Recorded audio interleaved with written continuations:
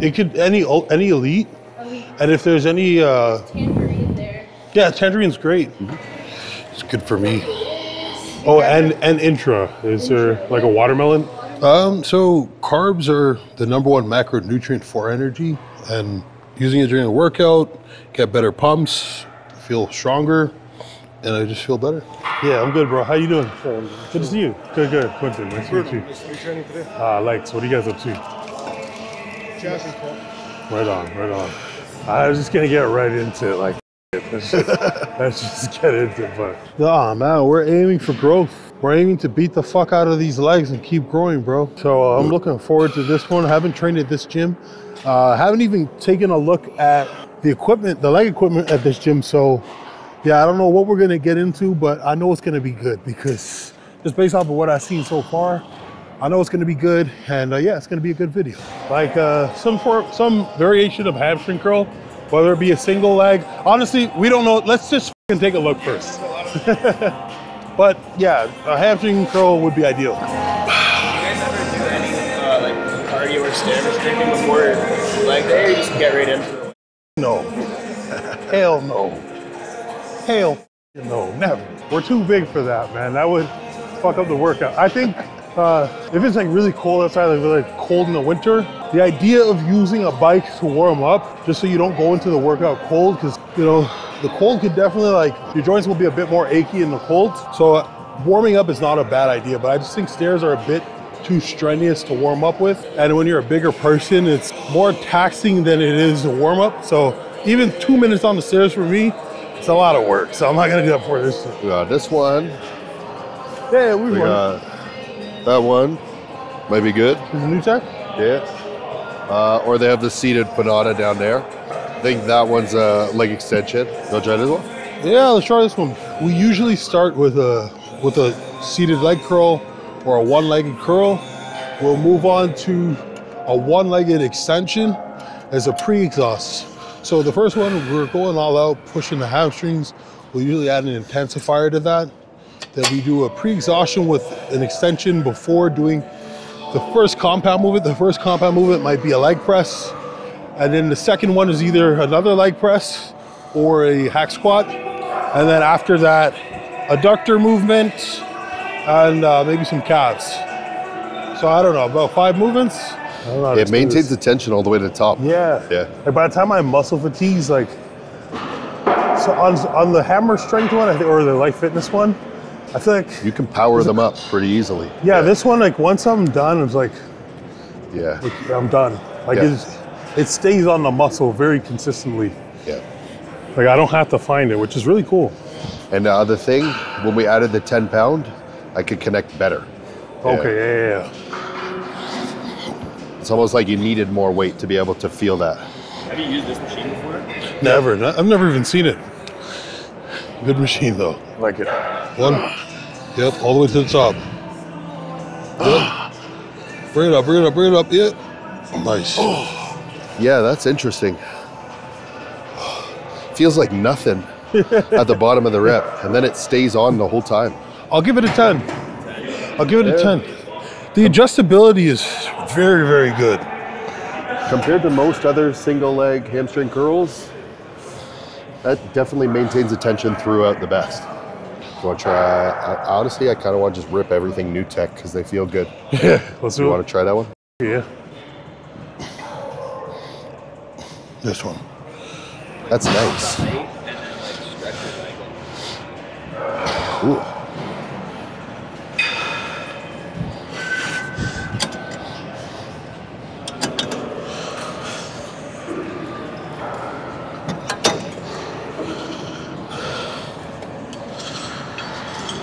Probably not. Oh, there's only one belt. Yeah, it was, I guess I'm not belting in. When you're 23, 24, you definitely feel like invincible to a degree. Like, I worry about things now that I wouldn't have worried about back then nearly as much, in terms of, like, when I was 23 or 24, it was like get big at all costs. Some priorities didn't seem as significant as now, but at the age I'm at now, I have people that depend on me to a much greater degree.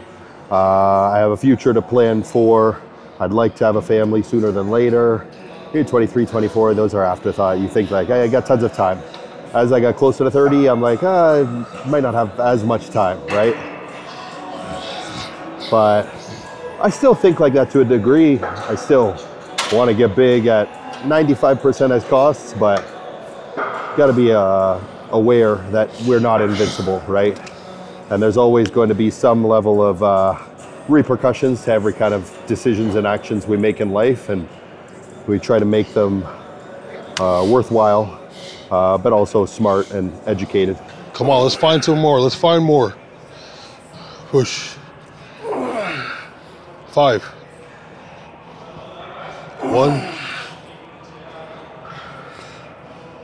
2. Let's go. 3. Come on, you got more. You got more. 3. What would you rate this machine? I'm gonna give this one a 9 out of 10 because it would have given me 10 if I had the other side of the belt. I'm sure that it'll be ready for next week.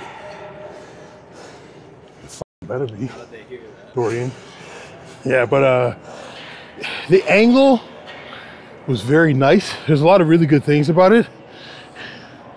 I found something about it where it dug into my hamstrings and my shins, which made it a little harder in ways that weren't effective. So for that, it loses a bit, but it was still a really good machine. I think the variability you're always going to get with the pad and the angle of the stretch is good. You get variability on where you have the chair positioned front to back, but not very many are going to give you variability on which the angle can change. So that's really, really nice. Oh, I didn't even realize that. You want to give this a try? Yeah, I'm good with it. I think it should be fine. Full transparency, we don't usually get to train with these new tech pieces, and they're really nice, so we're trying to take advantage of them. But honestly, more often than not, we would probably go with a Prime. And a lot of Atlantis stuff too. A Prime or Atlantis for most, yeah. And then there's a lot of just hammer strength stuff that's really good, which you could find in a lot of like Good Lace. Like the hammer strength leg press, some of their leg extensions and leg curls to this day I'll still use. This one looks like you can load the fuck out of it. I don't know how much we would need to, but yeah, like the whole contraption looks lighter. I think the one on the hammer strength is like 154 pounds on this. This doesn't look that heavy, so maybe it'll tell us. Yes, come on, stay in it. We need 5 good ones and don't speed them up. Let's go. 4, 3, don't speed them up. 2, 1. Good. Oh my God. Fire it up, yep.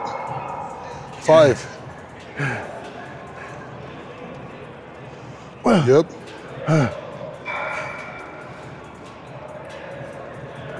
Come on, 3 more.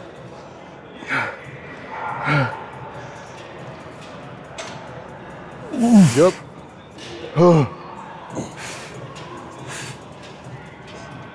Fire it up. Yep. No, the actual functions of the machine are really good. It's an incredible machine.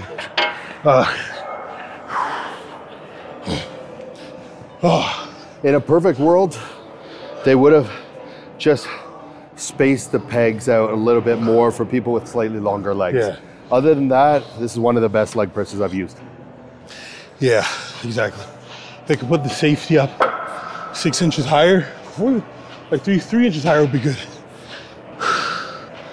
Like this older Cybex one is very similar to this new tech one. I like this new tech one in the tension points in which they force the tension onto the quads and hamstring based on your foot position, takes it away from the knee. The only thing that would be nice is if the peg had a little bit more depth for people with longer leg, because you can see here, they're almost the same position, but the seat is a little bit closer on the floor here, where you have just a little bit longer space there. So it's easier to get in, but I do like this piece better. 75 minutes of cardio the past like 6 days together. What did you do for cardio? Elliptical. But yeah, no, this workout, everything is just right on the muscle. Joints feel great. Of course, something has to do with the massage, but also the machines, man. Fuck, super smooth. For the second compound, what are you thinking? I was thinking that. I'm having second thoughts. Yeah.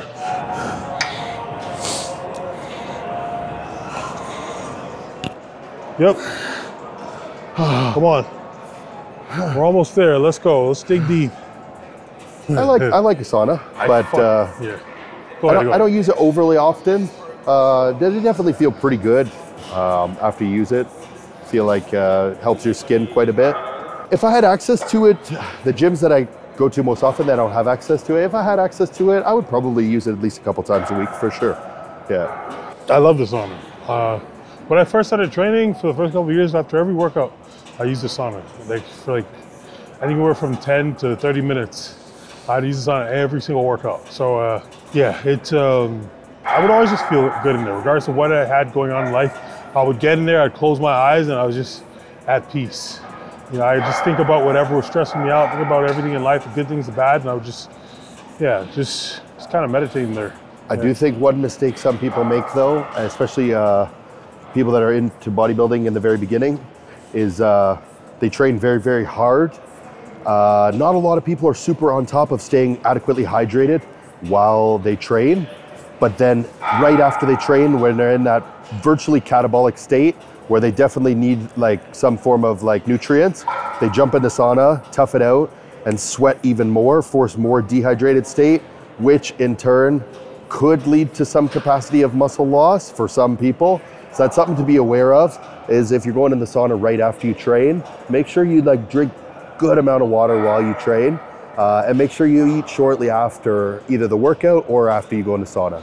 So the truth is, I think I have like pretty bad ADD, so I can't really count that high when I'm training. I can't count my own sets. I can't count other people's sets. But for me, the first couple reps don't matter anyways, you know? I mean, every rep counts, every rep matters. But I mean, you're really growing. This is just my philosophy. You're growing when it gets hard.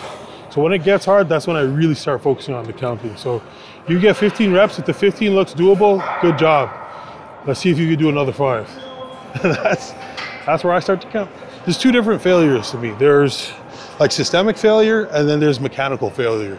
So for this, I would say mechanical failure. When you can no longer perform a rep correctly or safely, then I would shut it down. After, of course, a few force reps, with the force reps, we're still able to do that safely. There's no need to freaking collapse on a leg press. There's absolutely no need. So I wouldn't push till systemic failure. This one is nice. This one, compared to the ones we normally would use, like a Nautilus or a hamstring curl, hammer strength, it's just maintaining the tension all the way to the finish point of the rep. And I find them very easy to isolate the adductors, and I don't have to engage my accessory muscles to finish reps very easily. Like I find it fatigue the muscle that I'm trying to target. Yeah, so, fuck. Yeah, we just tried a lot of new machines. We tried a lot of the new tech stuff. We don't have new tech at our home gym. Yeah, I've got nothing but really, really, really good feedback. Never even looked at the leg equipment here until this workout, and it was a great one. You know, came back into contact with an old machine that I used to use a lot, and it was really good. So, really good workout. 10 out of 10. Oh, this was a good one. Pretty much every machine we got to use. Good muscle contractions, no issues. My joints feel great. Man, I'm a big fan of these new tech pieces. That prime adductor we finished off with, definitely one of the best adductors I've ever used. Definitely inclined to try to sneak in here for some more leg days in the future.